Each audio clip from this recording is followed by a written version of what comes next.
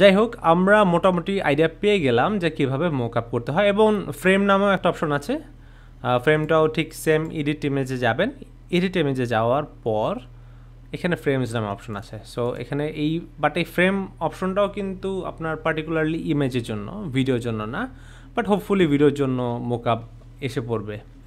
আর ক্যানভার overall আপডেটগুলো fast হচ্ছে, প্রচুর ফাস্ট হচ্ছে, ওরাও নতুন নতুন প্রচুর ফিচার আনতেছে। সো আমি হয়তো কথা বলতেছি, এর মধ্যে দেখা যাবে আগামীকাল এসে পড়ছে। আচ্ছা, এখন আমরা কি করতে পারি? এখন আমরা একটা মোকআপ তৈরি করবো। সো আমি একটা কাজ করি, ফার্স্টলি আমি এটার সাইজটা একটু ছোটো করে নিই। ওকে, একটু এখানে সাইডে নিলাম। ফার্স্টলি এখন আমরা এখানে যেটা করবো, আমরা ফ্রেম লিখবো, মোবাইল ফ্রেম। আমি অলরেডি সার্চ দিয়েছিলাম। সো মোবাইল ফ্রেম নেওয়ার পর অলরেডি কিন্তু এখন অনেকগুলা ফ্রেম আছে, প্রিমিয়াম ক্যাটাগরি আছে, ফ্রিও আছে। ওকে, সো এখন ফ্রির মধ্যে কোনটা আছে আমরা একটু দেখি। ফ্রির মধ্যে যেমন এই যে এই অপশনটা আছে, সো এটা একটু রিয়েলিস্টিক লাগতেছে। সো আমরা এটাকে এখানে আনি। ওকে, এবং এই ভিডিওটাকে এর মধ্যে ঢোকানোর চেষ্টা করব। মধ্যে বলতে আমি বুঝাচ্ছি, আচ্ছা আমাদের যদি ব্যাকগ্রাউন্ডটা একটু কালো মানে ডার্ক শেডের মধ্যে হয় তাহলে কন্ট্রাস্ট একটু পাবে। এই তো একটু ডার্ক শেডের মধ্যে দিলাম। এখন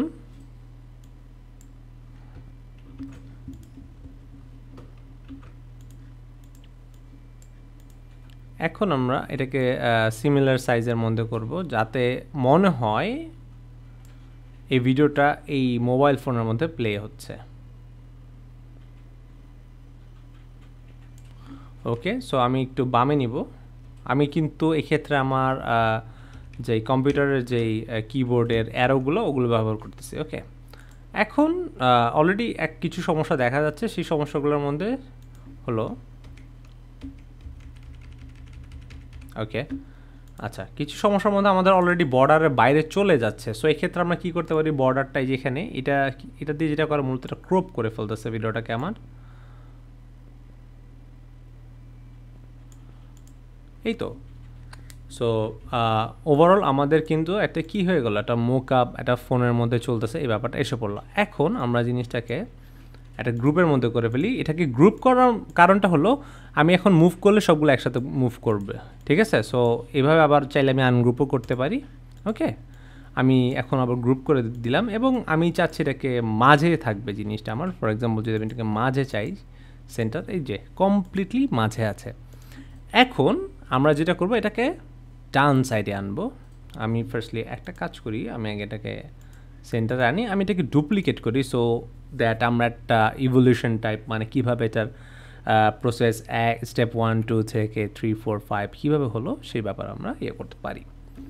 আচ্ছা, যাই হোক, আমরা এখন আরেকটা মধ্যে আমি এখন কি করলাম, ডান দিকে নিলাম। সেটা হলো রুল অফ থার্ডের। হ্যাঁ, ডিজাইনের অনেকগুলো থিওরি আমার ক্লাস আছে, এবং প্রতিটার মধ্যে আমার ক্লাসের মধ্যে কী কী ধরনের কী কী স্টাইলে ডিজাইন করা হয় এবং ডিজাইনের কিছু ব্যাখ্যা আছে, মানে সব কিছুতে একটা লজিক আছে, ঠিক আছে? ডিজাইনে কিছু রুলস আছে, নিয়মকানুন। ওই নিয়মকানুনগুলো একটু দেখে নেবেন, হোপফুলি আরও ইজি হবে বুঝতে, ঠিক আছে? এখন আমরা এটাকে ডানে আনলাম রুল অফ থার্ডের নিয়ম অনুযায়ী। এখন রুল অফ থার্ডের নিয়ম অনুযায়ী যেহেতু আমি ডানে আনলাম, আমার বামে কী হয়ে গেলো, নেগেটিভ স্পেস, যেটাকে আমাদের ডিজাইন রুলের ভাষা বলে, অনেক নেগেটিভ স্পেস রয়ে গেছে এবং খালি। নেগেটিভ স্পেস কিছু কিছু ক্ষেত্রে অনেক ভালো, কিছু কিছু ক্ষেত্রে এটা কিন্তু ভালো দিক না। সো আমরা এক্ষেত্রে এখন যেটা করব, বাম দিকে আমরা জায়গাটাকে ব্যবহার করব যে আমাদের অ্যাপটা মূলত কী ব্যাপারে, সে ব্যাপারে কিন্তু আমরা কিছু ইনফরমেশন দিতে পারি আমাদের অডিয়েন্সদেরকে, ঠিক আছে? সো আমি এটা কাজ করতে পারি, আমি আই ক্যান ইনক্রিজ দ্যাট, একটু বড় করে দিই, দেখি একটু জায়গাটা করি। কারণ যখন এটা অ্যাডভার্টিজমেন্ট আকারে যাবে তখন জিনিসটা ছোটো হয়ে যাবে। মানে এখন নতুন ফেসবুকের একটা অ্যাড আসছে যে একসাথে আপনার 5টা ভিডিও দেওয়া যায়। সো আমি চাবো যে 5টা ভিডিও একসাথে পাশাপাশি দেওয়ার জন্য। সো আই থিঙ্ক সেই ক্ষেত্রে যদি আমি একটু বড় না করি, আমার কিন্তু এটা দেখা যাবে না, মানে একটু প্রমিনেন্ট হবে না দেখতে। তো এখন আমি টেক্সট নেব। তো টেক্সট নেওয়ার উপায়টা কি, এখানে টেক্সটে চাপ দিলে তো টেক্সট আমার আসবেই, এটা একটা নিয়ম। অথবা আমি কিবোর্ডে শর্টকাটে যদি টি চাপি তাহলে কিন্তু আমাদের টেক্সট লেয়ার এসে পড়বে।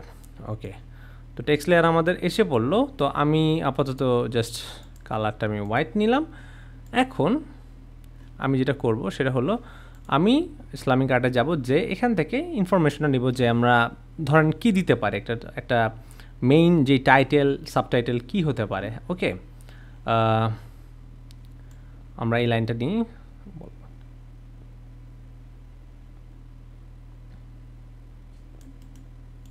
ওকে,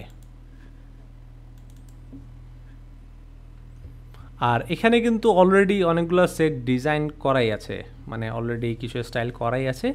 এই স্টাইলগুলো চাইলে আমরা ব্যবহার করতে পারি। সো ওগুলো খেয়াল করবেন যে এটা আপনাদের পার্টিকুলার যে সিচুয়েশনের সাথে কতটুকু আসলে ম্যাচ করতেছে। বাট আগে আমরা ইনিশিয়ালি এখন আগে গ্রাউন্ড ওয়ার্কটা করি, মানে আমাদের অবস্থাটা কেমন দাঁড়ায় সেটা আগে একটু দেখার চেষ্টা করি। আমি এখানে এটাকে বাম পাশ থেকে অ্যালাইনমেন্ট করব। এই যেখানে অ্যালাইনমেন্টের যেই প্যারাগ্রাফের অ্যালাইনমেন্ট দেখতেছি আমরা, আই মিন টেক্সটের ক্ষেত্রে, সেক্ষেত্রে। ওকে, এবং আমি এটাকে একটু নামিয়ে দিব। ওকে, আই থিঙ্ক আরও নামানো উচিত।